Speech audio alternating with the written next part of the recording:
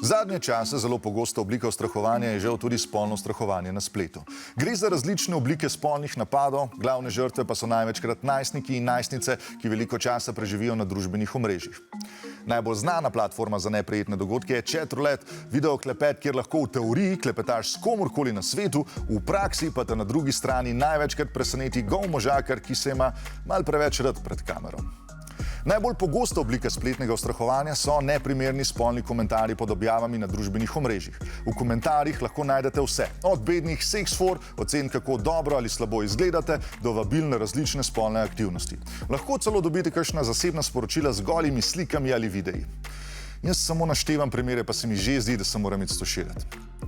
Primer spolnega ustrahovanja na spletu je tudi, ko se žaljenje in poniževanje nadgradi s spolnimi vzdevki, širjenjem govoric o spolnem vedenju, o navadah ali pa o spolni usmerjenosti, s komentarji o telesu in tako naprej. Ena izmed bolj nevarnih praks je doxing, ko nekdo na spletu objavi zasebne informacije o določeni osebi, recimo domači naslov. Na ta način se lahko osebo izpostavi nevarnosti spletnih predatorjev tudi v resničnem življenju. Spolno ustrahovanje je tudi posredovanje ali objavljanje intimnih posnetkov ali fotografij druge osebe. Predstavljajte si, da si s fantom ali pa punco pišete seksi sporočila, si pošiljate fotke ali videe, spolno vsebino, pol greste pa narazen in eden od vaju tega ne sprejme najbolj in kot maščevanje javno objavi vsebino vajinih zelo intimnih sporočil. No, dajte si to sam predstavljati. Ne tega dejansko narediti, ne pošiljati intimnih fotografij in ne se maščevati z njihovo objavo.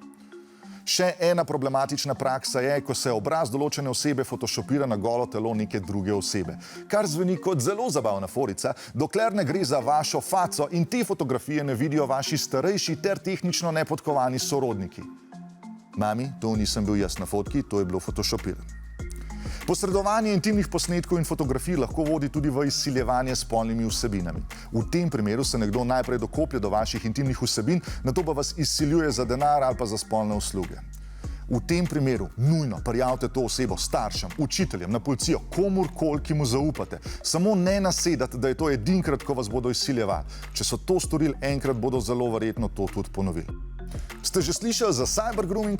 V teh primerih so storilci odrasle osebe z lažnimi profili, ki se z manipulativnimi tehnikami spoprijateljijo z mlado osebo, pridobijo njeno zaupanje, nato pa od njih dobijo neko spolno vsebino, ki jo uporabljajo za nadaljnje izsiljevanje. Razumem, da zvenim tako kot tipičen fotor, ampak ne pošiljati svojih fotk naokrog. Tudi če mislite, da poznate človeka, tudi če ste zaljubljeni, ne jih pošiljati naokrog. Če kdaj naletite na sporočila, slike ali videe, ki ustrezajo kriterijem spolnega nasilja, posnetke pretepov ali pa kakšnega drugega trpinčenja, jih prosim prijavite in zbrište. Te vsebine ne smete pošiljati naprej drugim ljudem, ker v tem primeru se trpinčenje nadaljuje. Vsakič, ko si nekdo ogleda tak posnetek, žrtev ponovno postane žrtev.